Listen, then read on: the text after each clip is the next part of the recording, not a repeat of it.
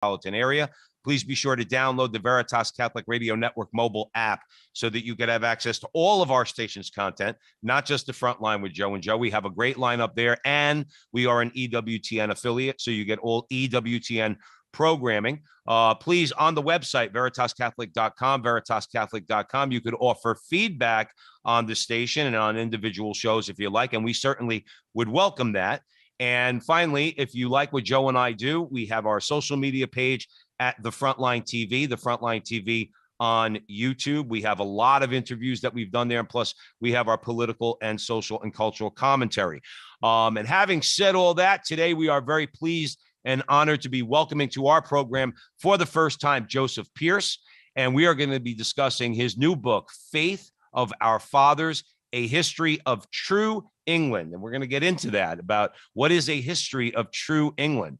Now, many of you out there who pay attention to Catholic media, particularly EWTN, you know who Joseph Pearce is. Having said that, a quick bio. A native of England, Joseph Pearce is the internationally acclaimed author of many books, including bestsellers such as The Quest for Shakespeare, Tolkien, Man and Myth, The Unmasking of Oscar Wilde, and more.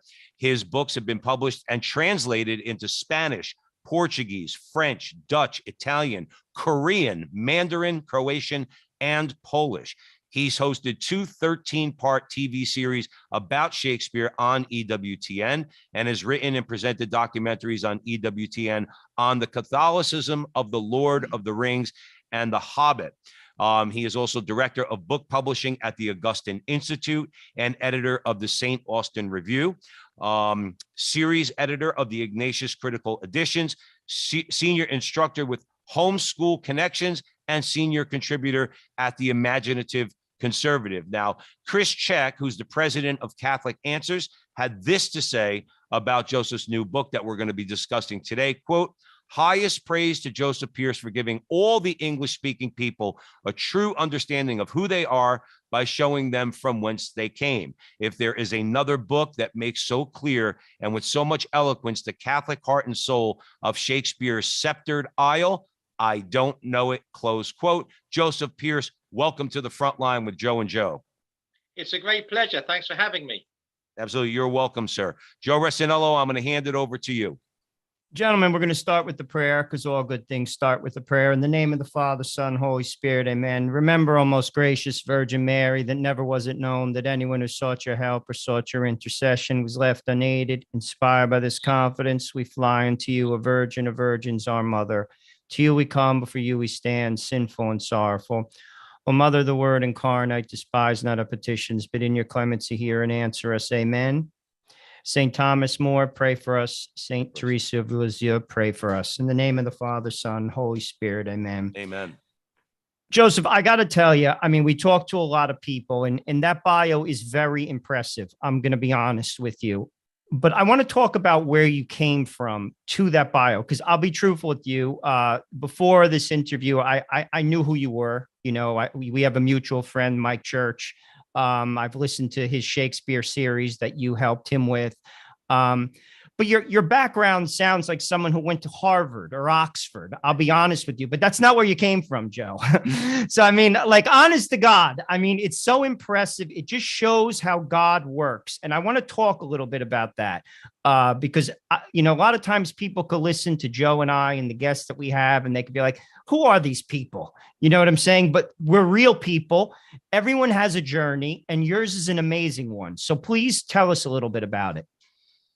Well, the way I find it most shocking way of introducing my past is when I give talks, which I do quite often. In fact, I'm giving one this evening, a talk on the Catholicism of the Lord of the Rings. A question I'm often asked is, when did you first read the Lord of the Rings?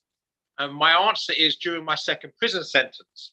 And people think that that's a joke, and they laugh. I said, no, during my second prison sentence. So in a nutshell, Joe, I tell the story at length in a book I wrote for Tan Books called Race with the Devil, My Journey from Racial Hatred to Rational Love. So the clue there, of course, is in the subtitle, My Journey from Racial Hatred to Rational Love. I was, at the age of 15, I actually joined a white supremacist organization in my native England as you may have gathered from my accent. I'm not from this side of the pond. So at the age of 15, I joined a white supremacist organization called the National Front. I edited a number of magazines for it. And for the editing of one of those magazines, I was sentenced to prison on 2 separate occasions for publishing material likely to incite racial hatred. And served a 6-month sentence and a 12-month sentence, and spent my 21st and 25th birthdays in prison. I was also very heavily involved in the war in Northern Ireland between the so-called Catholic tribe and the so-called Protestant tribe. I was very anti-Catholic, and I was involved with the anti-Catholic terrorist organizations, the UDA, the Ulster Defence Association, and the UVF, the Ulster Volunteer Force. And I was a member of an anti-Catholic secret society called the Orange Order. So I was a very long way from the church, and it is by the grace of God and by miraculous grace, in fact, that through the reading of people such as G.K. Chesterton and others, I was finally brought to my knees and then brought to the threshold of the church, and was received into the Catholic Church on St. Joseph's Day in 1989 when I was 28 years old. That is amazing. Like I'm serious. And that's the reason why I wanted you to tell that is people, you can't give up on people, because if someone knew you at 21, they'd probably be like, there is no way that you would be doing what you're doing. Yet here you are. I mean, it truly, people have to understand that anything is possible with God. Joe, I want to chime in only just to comment, and we're gonna get into the book. Okay, Faith of Our Fathers: A History of True England, which is written by Joseph Pearce. That's why he's here, to have this conversation. Joe, what you just said, that is one of the reasons why, like, I've had experience in front of Planned Parenthoods. Obviously, we know what's been going on recently as far as, with this, Supreme Court leak and everything else. What you just said, Joseph Pearce, that's what always in my mind I try to have when I'm praying and you're confronted by people who seem very, very lost. And it's a lesson for me. I'm talking about just me as a Catholic man, to remember God doesn't give up on anybody. We certainly shouldn't give up on anybody, because if God gave up on any of us, we'd be toast, Yeah. And I find your journey, and I've heard it for a while now. I've been following you for a while myself, to be very inspiring, but also as a lesson. That's why we always have to be praying for people. And like Joe said, it's an amazing journey, and it's a testament to God and his power. Let's get into the book. Joe and I love when we have people who can enlighten us about history, whether it be history of the church, history of England. If I remember a few years ago, we had Simon Schama gave us a history of a history of Britain and everything. Good documentary. I mean, I watched it. But this is a history of true England, and that's what we're going to get into, because a lot of people think of England just as this Protestant nation, and that's because they probably don't know the history. So I think it would be safe to say, Joseph Pearce, that by the time the Romans withdrew, what do you figure, about 4th, 5th century AD, around that time, England had become a Catholic nation. Okay, yeah. Talk about the activity, if you would, of some of the early Catholic missionaries to England that led to the conversion of these Celtic pagans to the Roman Catholic faith. Yeah, so the Romans basically withdrew sometime around 410 AD. They arrived around 50 AD, just before 50 AD. So they were in the country for about 350 years. The first Christian missionaries arrived very soon after the Romans. So it appears that they arrived around 63 AD. So only 30 years after the crucifixion. And basically, there's been a Catholic presence in England ever since then. So for almost 2,000 years now, there's been a Catholic presence in England. And for most of English history, certainly before the Romans left, the majority of people in England would have been practicing, believing Catholics. And after the Romans left, remained a large Catholic presence among the Celtic population. The pagan Germanic tribes began to move in, but by the end of the 6th century, they were being converted to Christianity. So essentially, from the 1st century into the 16th century, when Henry VIII ripped the Catholic Church away from the people of England against their will, the English people never chose to leave Rome. It was ripped away from them by force by Henry VIII and by an avaricious aristocracy who wanted to get their hands on the church land. And that's the history that Hollywood certainly doesn't tell, because when you look at movies, let's say like Elizabeth, it leaves a very bad impression of the Catholics and a very wonderful and enlightened impression of good Queen Bess. But remember, that's why you wrote a book about the history of true England, and not what you get from popular culture. Joe Resinello. We recently, Joseph, interviewed some Dominicans at Oxford, and they commemorated the 800th anniversary of the Dominicans going to Oxford with a pilgrimage. Very interesting, journey. I followed it on Twitter, and then we had two of the young men on. Very impressive, very impressive. And to be honest, like to Joe's point, I wasn't really, when we were speaking with them, I didn't expect them to say that they were greeted along the way with the open arms that they were. I mean, because we hear of like the secularization of Europe, the secularization of England. And he said, and both of these gentlemen, young guys, to be honest with you, it gave me a lot of hope for the church because they were young, brilliant men. And they said the whole journey, they were welcomed. And I want you to comment on that. Talk about like Catholicism now in England. I know you're not living there, but I'm sure you still have some connections. Because I think sometimes like the remnant's still there in all these countries, and it's alive. And I think when people see authentic Catholicism, like these two young men walking in their habits through the countryside, people respond. Absolutely. And, what was one thing that was very important to my own conversion was the shrine of Our Lady of Walsingham, which is in England. And it's one of the oldest Marian shrines in Christendom and was one of the major pilgrimage sites of the whole of Christendom, the whole of Europe during the Middle Ages. And what I believe is that the resurrection of that shrine, because obviously it was destroyed by Henry VIII, pilgrimages were banned there for 400 years. But throughout the 20th century, the number of pilgrims to that shrine has been increasing. And every time I return there, it's a very special place to my own heart, that I'm so encouraged by the number of pilgrims. And you're right, number of young pilgrims. So it's not just the remnant who have remained loyal, it's also the converts to the faith. And there are many converts. And I think it's the converts that, in many ways, that have the verve and enthusiasm to evangelize, because the Catholic remnant, the old guard families, that they got used to sort of keeping their faith to themselves because it was what they had to do. 300 years of persecution, and they're very devout. And when you see, the liturgies, that very, very holy liturgies, the way they're practiced, and they have lots of very devout practices in the home, the rosary, etc., but they're not very comfortable about wearing their faith on their sleeve in public. So it's the converts that I think will be those that go out onto the streets and evangelize. Joseph Pearce, we're gonna get into that a little bit, a little more in the conversation about some of the more prominent converts, particularly Newman. We'll talk about that in a bit. But I'm curious, okay? The subtitle of your book, A History of True England. Okay. Some people might say, well, what do you mean by true England? I went to school. I learned about Henry VIII. I learned about all these things. What do you mean by the history of true England? Yeah, basically what I say at the beginning of the book in the introduction is that true England is the England that remained true to the truth himself. In other words, that as Jesus Christ tells us, if you want to answer Pontius Pilate's question, quid est veritas, right? What is truth? Well, Jesus Christ gives us the answer because he says, I am the way, the truth, and the life.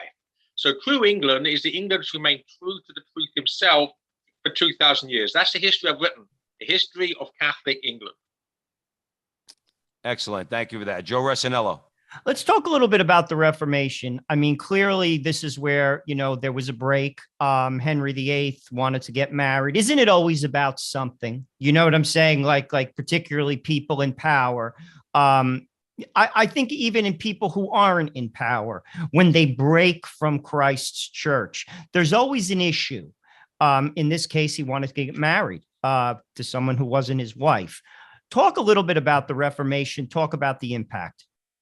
Yeah, well, the first thing we have to realize is that there were three distinct reformations in the 16th century.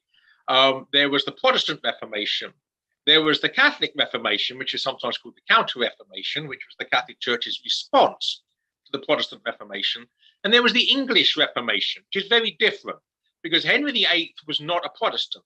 Henry VIII actually was very anti-Protestant and had written, possibly with the help of two saints, St. Thomas More and St. John Fisher, a defense of the seven sacraments against the ideas of Martin Luther, for which he was actually given by the Pope the title of Fidei Defensor, defender of the faith, ironically. So when Henry VIII breaks with Rome, it's not because he's not a Catholic, it's not because he's a Protestant. So we have to distinguish between the English Reformation and the Protestant Reformation. As you rightly pointed out, it was pure politics and actually pure lust, because he wanted a male heir. His very holy wife, Catherine of Aragon, who I actually treat as a saint and pray to, she was unable to give him a male heir.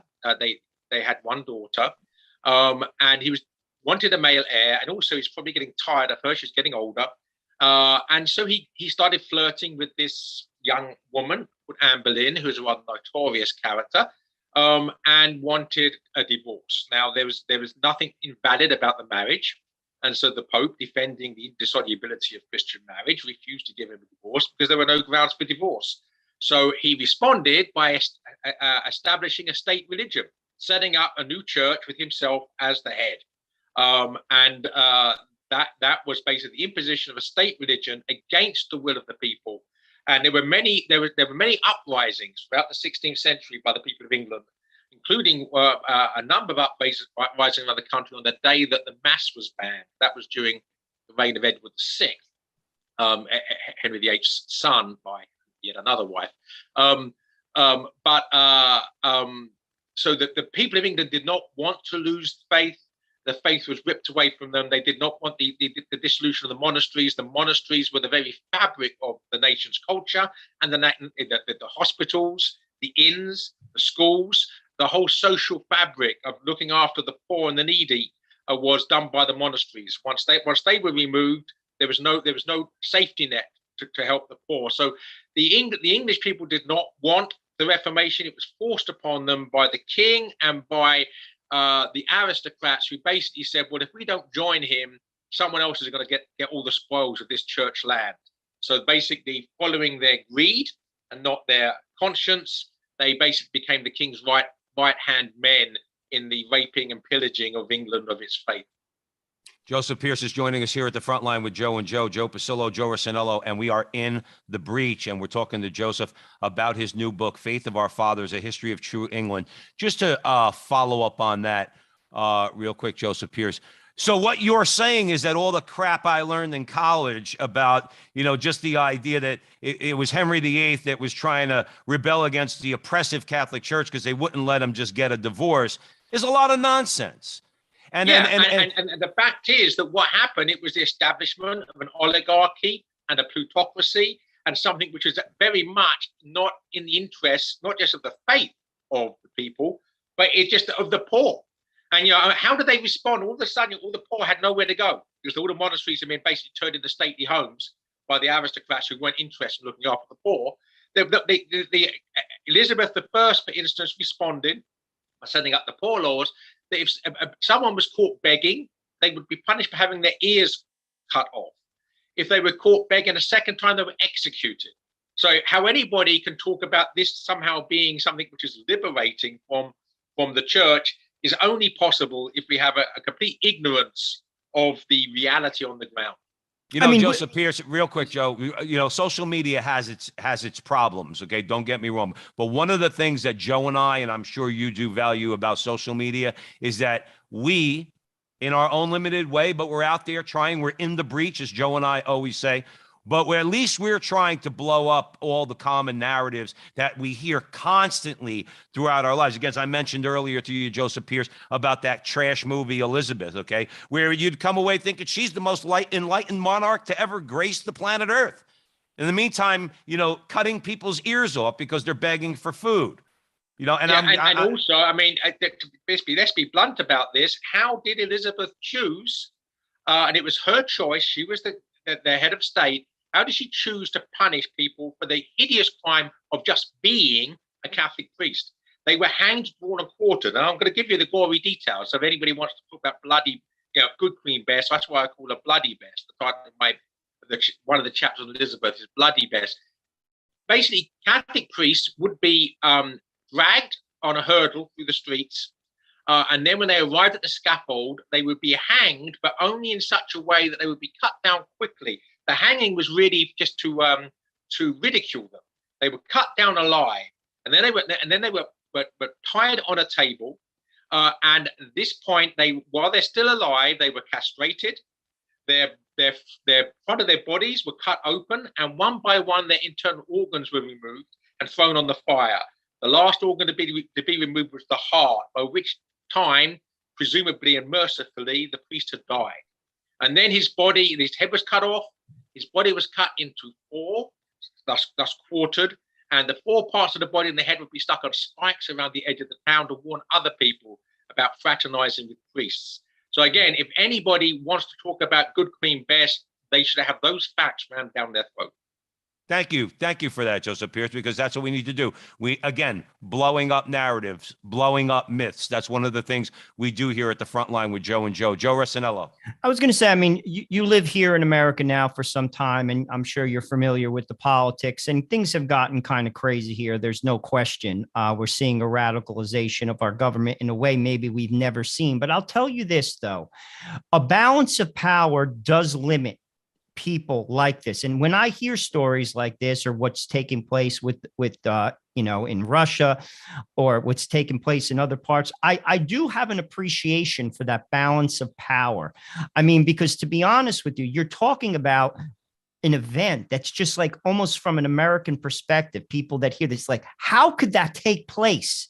That somebody could just all of a sudden usurp everything and just change everything, and basically to the detriment of the common man. Whereas in this country, as bad as it is, and it can be, and there are many bad aspects about our government currently, the balance of power saves us. What are your thoughts on that? Because I think that is something to highlight and be thankful for.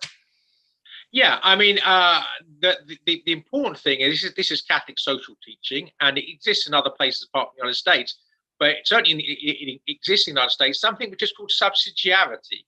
That basically the power ultimately should reside in not so much the individual as the family, but certainly at a local level, and power should be devolved upwards. Now, one thing you have in this country, and you still have it, although it's disappearing, is power at grassroots level. So you have local government with power. You have state government with power.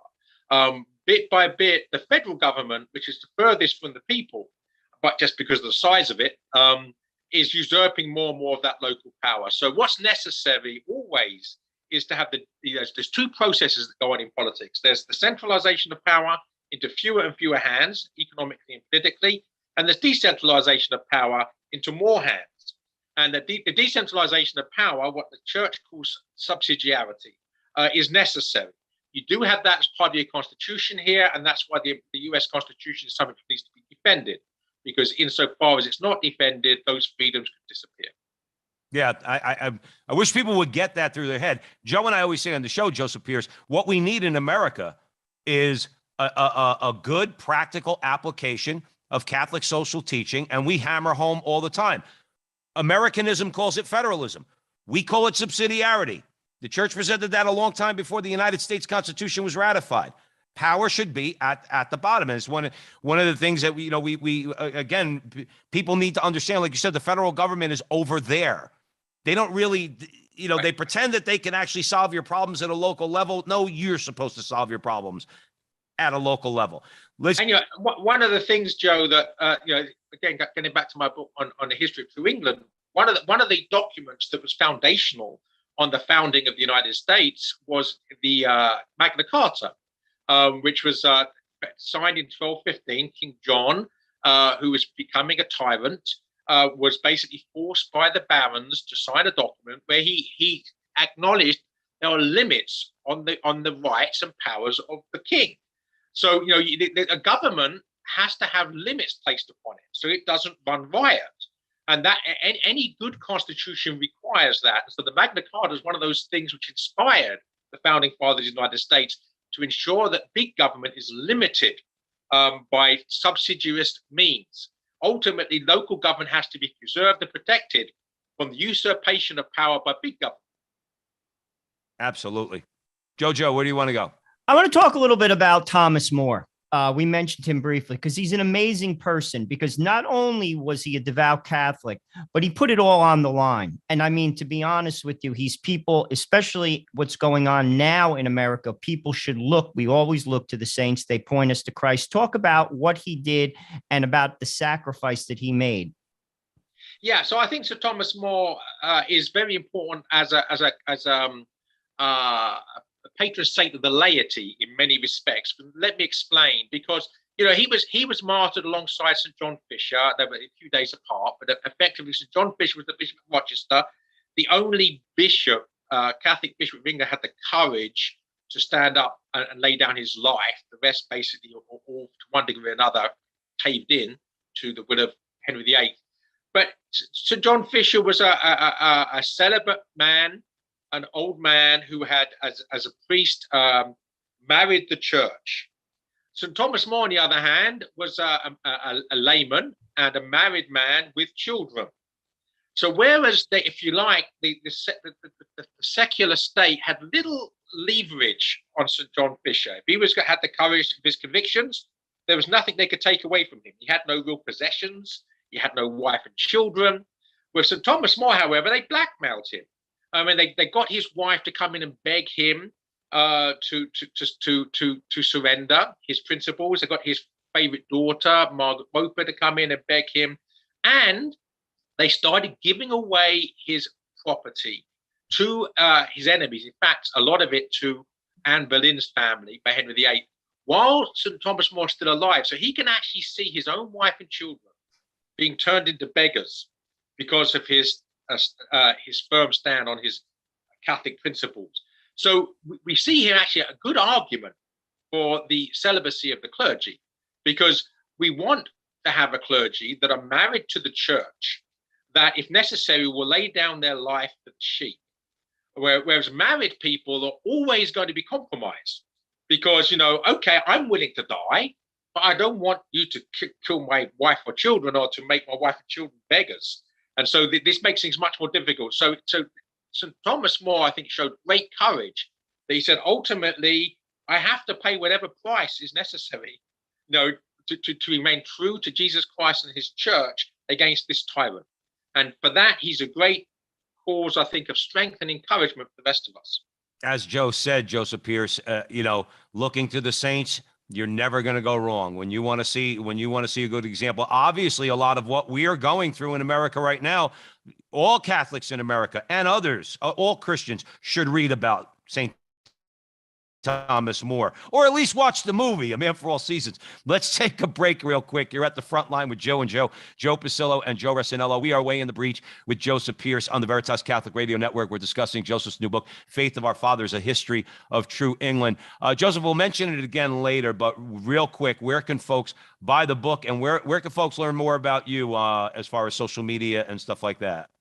Well, then keep abreast of what I'm up to, the podcasts I do, and the books I'm writing, the articles I'm writing at my personal website, jpearce.co. And the quickest and best way of buying the book, don't go to Amazon, would be to go to ignatius.com, the publisher, Ignatius Press.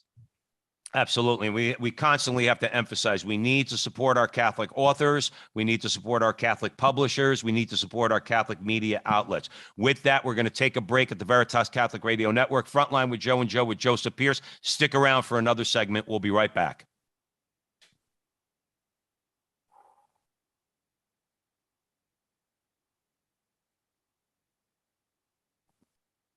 Welcome back, everyone, to the Frontline with Joe and Joe Pasillo and Joe Rossinello, and we are in the breach with Joseph Pearce on the Veritas Catholic Radio Network, 1350 on your AM dial, 103.9 on your FM dial, spreading the truth of the Catholic faith to the New York City metropolitan area. We are discussing Joseph's new book, Faith of Our Fathers, A History of True England. Joe Rossinello. Joseph, you were talking on the other side of the break about Sir Thomas More, what happened to him, what he gave up, and you also juxtaposed that against John Fisher. I want to talk about expand on the Thomas More conversation a little bit, because I'm a student of people. I watch them, saintly people.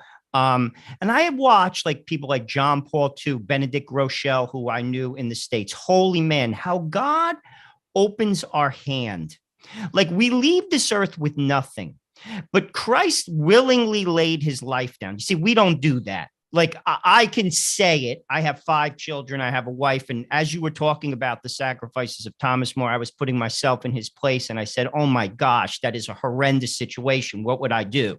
It's easy to say I would do the right thing, but I sure as heck don't know. Let's be honest. But God knows what we need, and the need for us as Catholic men to trust him. I think of Benedict Rochelle. He had a little bit of he said something on EWTN and they took him off because of some psychological analysis he had to say about priests with the crisis. And maybe it was an act of humility. Maybe God wanted to humble him, in a way that he didn't even know he needed to be before he went to heaven. Talk about that. As common men, we're just men, but the need to hold on to this life loosely, because Thomas More had a lot to give up, a lot more than I did, but he did it. I mean, make your comment, because you're a man, you're in the world, and to be honest with you, you've seen a lot of it. Yeah, well, I'd like to talk about that in terms of the cross and in terms of suffering, and also, if I may, take a quick digression in terms of literature, because I'm a literature person as well as somebody who writes books of history. And there's one of the finest novels of the 20th century is called Brideshead Revisited. It's by a convert to the Catholic faith, even in war. The title Brideshead Revisited, the name Brideshead, the name of a stately home, a Catholic family's home. And the symbolism is a bride's head. Well, who's the bride's head? The bridegroom. In other words, this family in some sense, and the home is a symbol for the church. Now, there's an illicit relationship, so very Henry VIII-ish going on, if you like, between 2 married people who are having effectively an adulterous relationship.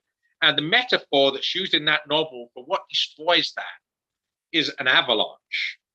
In other words, they've got their own little cozy Arctic hut where they've got everything arranged just as they want in their own little small world. But outside, there's a buildup of snow. And when the sun comes out, which basically metaphor for grace, an avalanche comes and destroys everything. And it's only when everything they planned in a worldly sense is destroyed that both of them actually come to Christ. So in some sense, we see this as a metaphor for the crucifixion. And we can also say that the whole of humanity is at Golgotha, not merely in the sense of nailing Christ to the cross, though we are there in that capacity, nailing him to the cross. We're also being crucified beside him, because all of us are going to be crucified. Suffering is impossible. And the paradox, avoiding suffering is impossible. And the paradox is that those people who spend most time trying to avoid suffering end up suffering more than those who embrace it. So we are going to be crucified either side of Christ. The only question we have to answer is, are we going to be like the good thief, or are we going to be like the bad thief? Are we going to blame everybody, God, our neighbor, for our suffering? Or are we going to accept and embrace our suffering as the means of our own redemption by the power of God's grace? So again, this is the determining question, because there's a character in another novel by another convert, Maurice Baring, a priest character, says the acceptance of sorrow is the secret of life. When you understand that, you'll understand everything. So not suffering, but the acceptance of suffering. It's what we do with it when we get it. And so we have to be like Christ. Christ accepted the suffering. The only difference is he was a completely blameless victim, where we are not. I think that is probably one of the things that, or one of the reasons why people don't want to listen to the Catholic Church, because I think people, but now I don't want to sound muddled here, Joseph Pearce, but I think people actually think they could get through life without suffering. And I think that there are those who know that that's a lie, who would take advantage of those people and present them these lies that would convince them you can live this life with no suffering. You don't have to suffer. You know, we have all this sex over here. We have all these drugs over here. In other words, you could just, we'll take care of you. You don't have to worry about the drudgery of life. Okay. And I think you're exactly right. The slave masters convince you that they're going to liberate you by convincing you that they can provide you a life of no suffering, while at the same time, what they're doing is they're putting the handcuffs on you. Am I wrong about that, Joseph Pearce? You're completely correct. And it goes back, though, to the dawn of time. And this is exactly what the sin of pride is. I mean, that's why it's so successful. Because what pride is saying, look, you don't have to do something you don't want to do. You can do your own thing. Selfishness, right? Selfishness, putting yourself first, is very seductive. Right. So, but the consequence of putting yourself first is taking the path of least resistance. In other words, don't put yourself anywhere which you're going to have to do something you don't like. In other words, avoid suffering at all costs. You take the path of least resistance, which leads to hell. But it doesn't just lead to hell in the hereafter. It leads to hell in the here and now. Because it's exactly the people that spend their lives taking the path of least resistance that make their lives most miserable. That's the irony and the paradox, is that when we do our own thing, we screw things up for ourselves. Oh, that's a given. I learned that by 22. My way doesn't work. That is an absolute given. Joseph Pearce is joining us here at the Frontline with Joe and Joe. Joe Pasillo, Joe Ursinello. In the Breach, we're discussing Joseph's new book, which is out by Ignatius Press, Faith of Our Fathers, A History of True England. Joe, I'm going to hand it over to you. I want to highlight something you said about John Fisher that struck me when you said it. You said he was the only one that stood up and that the rest of the bishops didn't. It basically tells me what's going on to a degree now. You know, you have good bishops who stand up. They're there, but a lot of times people are silent or they just go along. I mean, I could remember hearing when Humane Vitae, I was a baby, but when Humane Vitae came out, 80% of the bishops in Canada wrote a letter to the Pope. Who was right? The Pope. He was right. He's completely right. But no one went along. Like, talk about that, how things haven't changed. And there's always that voice that stands stalwart. John Fisher, by the way, we didn't remember those other ones. We remember John Fisher. You know, what do you think about that with regard to what we see now? I mean, you see what's going on I know I'm going off track a little bit, but what's going on in Germany with this crazy synodal way that they're coming up with these ideas. These ideas aren't the ideas of the church. And frankly, they'll be forgotten. Yeah, well, the first thing about Germany, before I get to the key to answering your question, is the problem with the German church is in the pocket of the German government. That is basically, very few people go to church there, but they get huge amounts of money from the government. So they've actually done what happened in England, is that they've sold out to the power of the state. So that's why they're very worldly, because they basically owe their existence to the world. But let's go back to answer your question in its essence. The whole template for history, the pattern for the fabric of history that follows, is established in the gospel, right? That Christ chooses 12 people. Of those 12 people, almost 1/10 of them, 1/12 of them is a traitor. Is actually a wolf in shepherd's clothing. And then of the remaining 11, all of them flee at the time of Christ's greatest need, and only one of them has the courage to be there at the crucifixion. The rest are. So that about 10 of bishops are saints, or at least trying very hard to become saints. About 1/10 are wolves in shepherd's clothing, who are actually enemies of Christ and the church, even though they wear the bishop's mitre. And the other 8/10, the other 4/5, are lukewarm, who, for whatever reason, don't have the courage of their convictions to stand up and be counted and become saints. That's been the pattern throughout the whole of history. And one of the glorious things about studying history is you see that and you understand that this is the way things are. Now, how God judges that in his merciful providence at the last judgment is none of our business. But looking at this vale of tears and this land of exile, the prayers say what they say because it's true, that this is a place where the church is the church militant, the church at war. We are meant to be Miles Christi, soldiers for Christ. This is not a place for cowards. It's not a place for people to sit on the fence. It's a place for people to stand up and be counted, or else you're not fighting for Christ and his church. You're actually either doing nothing, which is playing the devil's role, or you're worse than that. Let's stay on that for a second, okay? Because we want to bring up somebody. Joseph Pearce, God by his own power can change any human person, can change their heart and convert them. God also uses other people to convert a great many people. And one of the people that he used was Cardinal Newman, all right? And his conversion is powerful because it wasn't just an individual conversion.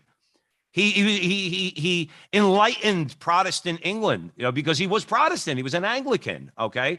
Talk about how powerful a moment was it, Cardinal Newman's conversion and the effect it had on, at that time, at least 19th century England.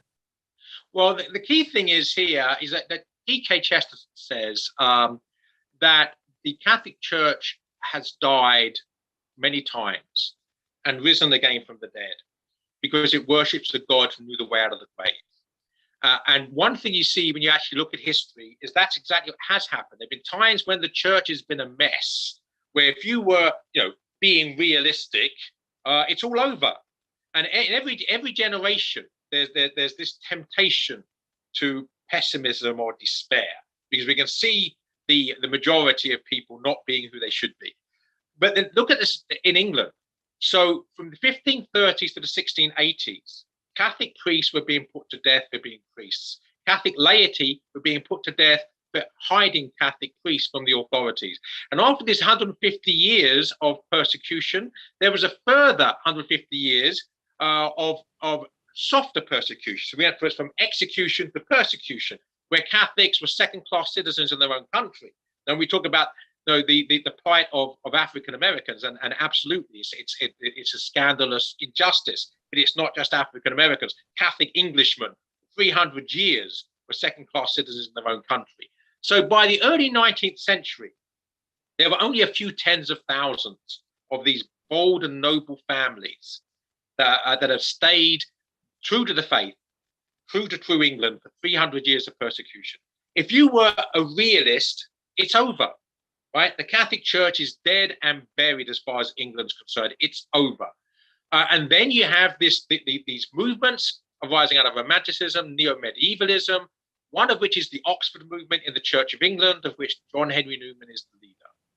And St. John Henry Newman, it was so revered as a preacher, as an intellect, as a holy man, as a historian, that he was really, everybody looked up to him. So when Newman becomes a Catholic, it's seismic. It sends shockwaves through the establishment of England, and almost overnight makes the Catholic Church respectable. Because if someone like Newman can convert, and he has all the reasons he gives for doing so, like this is a rational decision, then the Catholic Church all of a sudden it has to be taken seriously. And in Newman's wake, there were thousands of converts, and then coupled with that, we have because of the Irish potato famine, the Irish diaspora around the world. And of course, many came to the United States, but many came to England. So you had this, at the same time, you had this higher echelon intelligentsia and even aristocratic Catholicism that is brought in, if you like, because of this Newman effect. And then you have a working class Irish Catholic element. And overnight, and the figures for the number of new Catholic churches being built, Catholic schools being opened, the number of practicing Catholic, the number of baptisms, it was an explosion. in the second half of the 19th century. The only proper word for it is a resurrection from the dead. Absolutely. Thank God. Joe Rossinello. I want to talk a little bit about the great literary tradition. We alluded to that in other questions. But before I do, I want to mention a person to you, a countryman of yours, Malcolm Muggeridge. He was an intellectual. I believe he went to Oxford. If it was not Oxford, it was Cambridge. I believe he was in the service.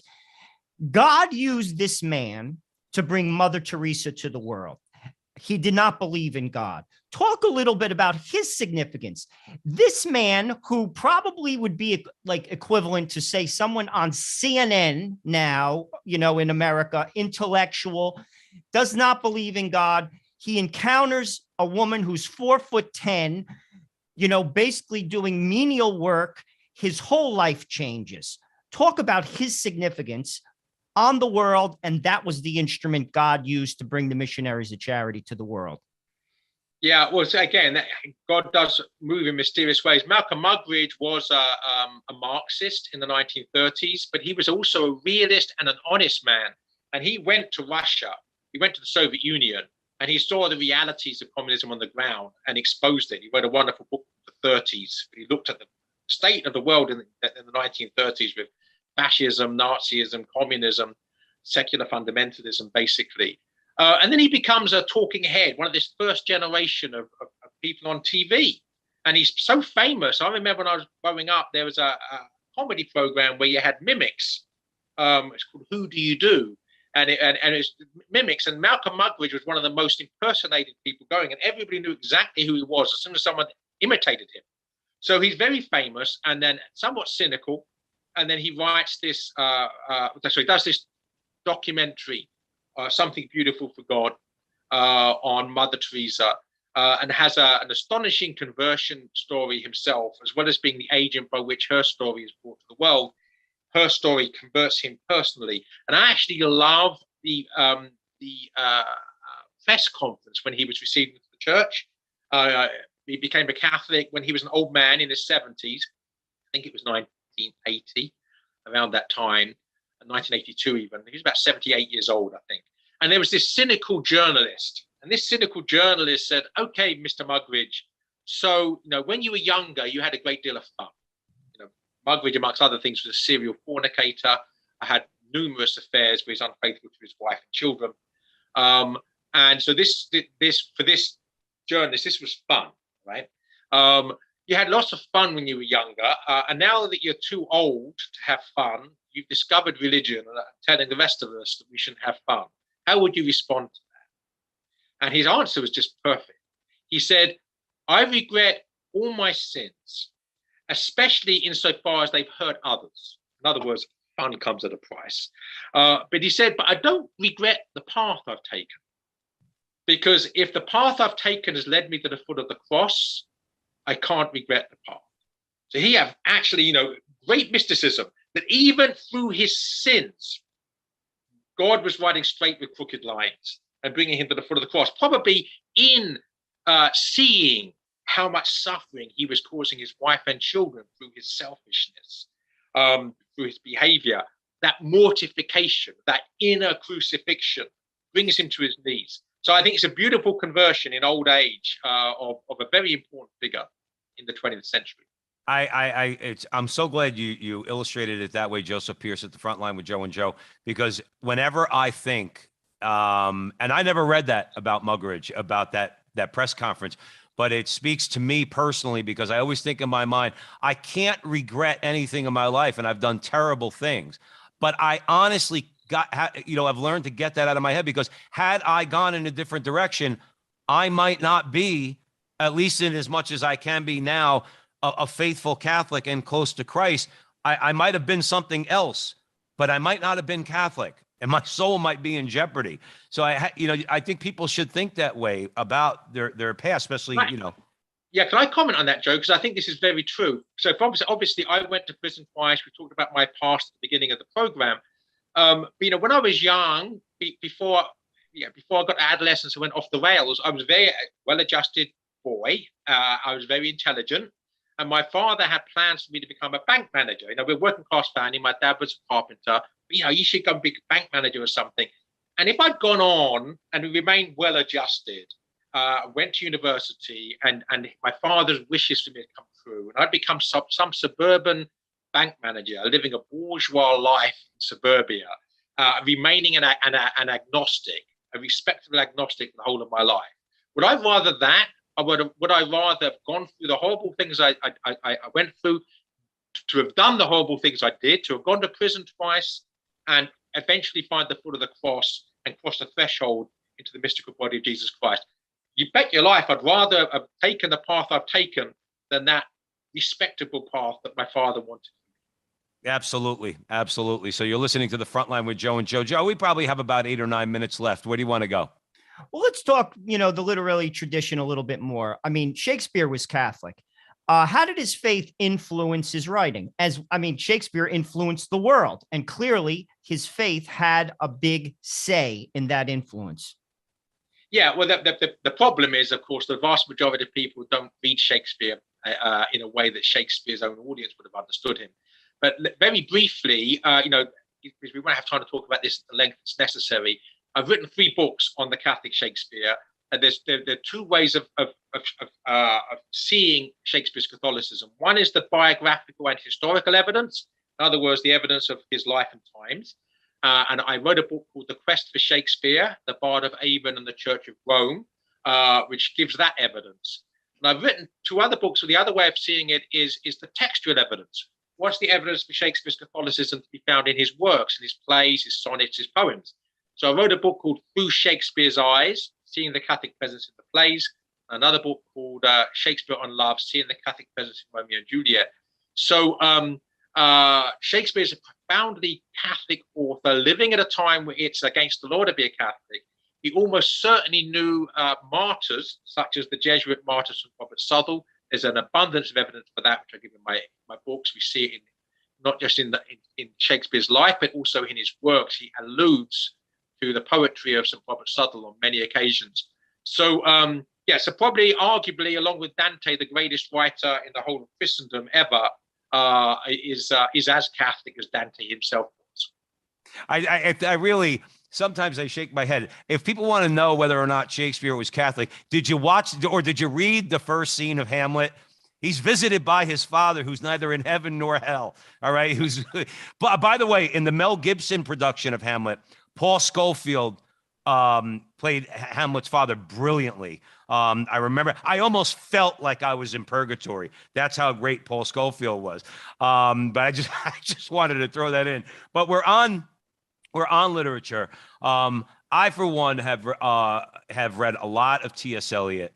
Okay, I have a profound love of T.S. Eliot, from The Wasteland, The Harlem, and the Four Quartets.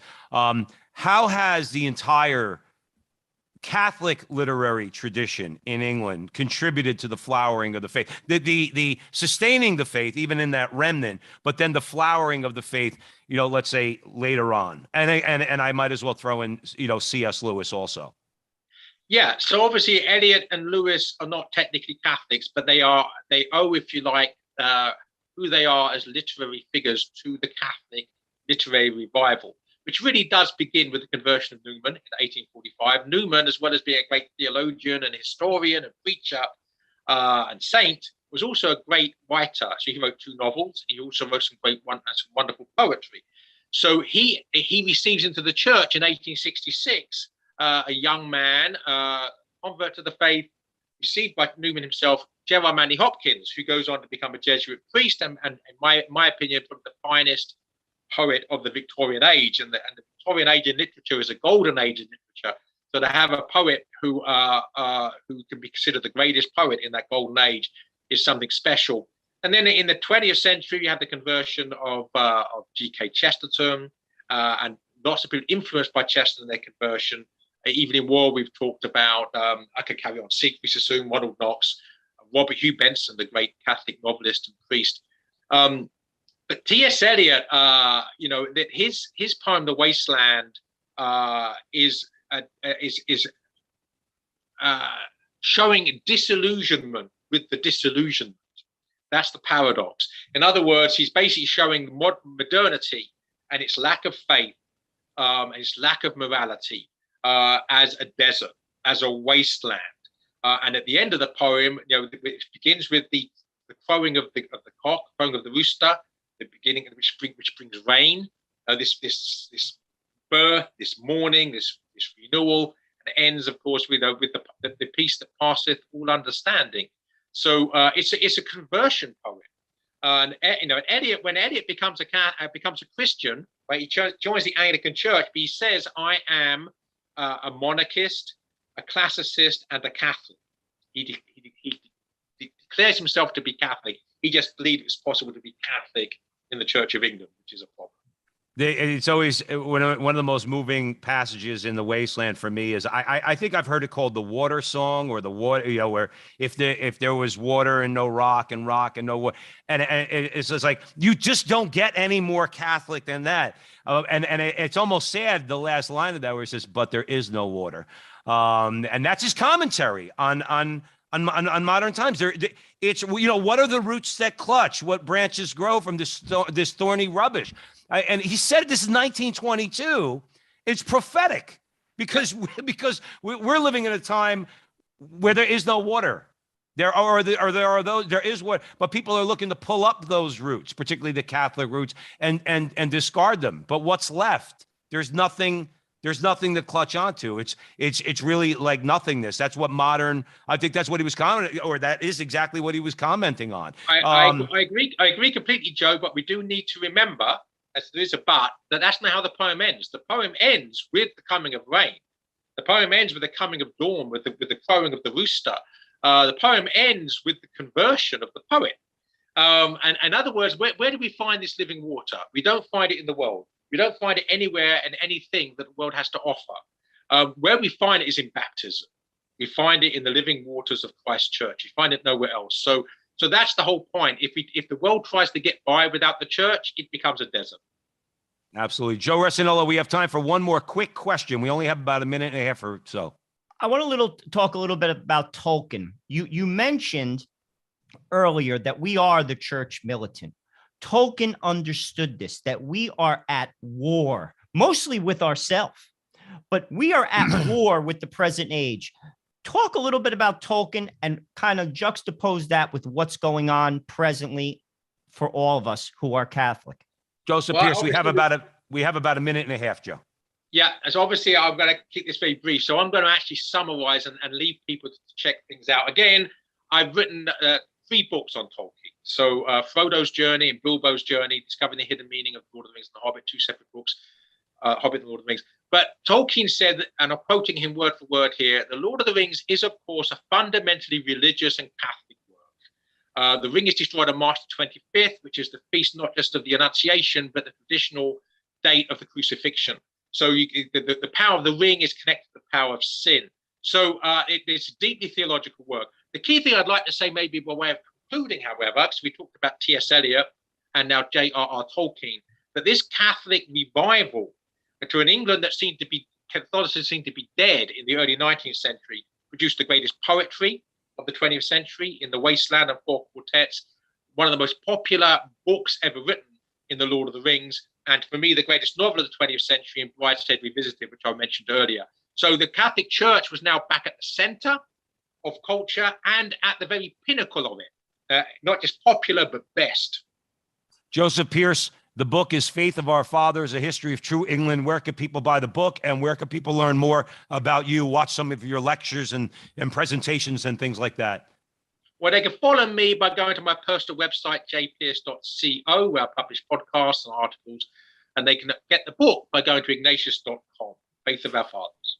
Joseph Pearce, it has been an absolute honor to have you on the show. That was a great conversation, and we know our audience is going to be enlightened by it. So go out there, buy the book, Faith of Our Fathers, A History of True England.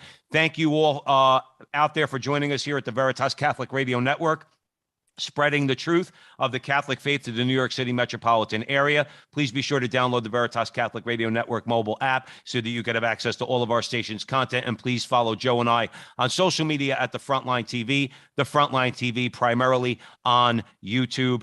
And remember, until the next time, that our conversation is your conversation, and that conversation is going on everywhere. We'll talk to you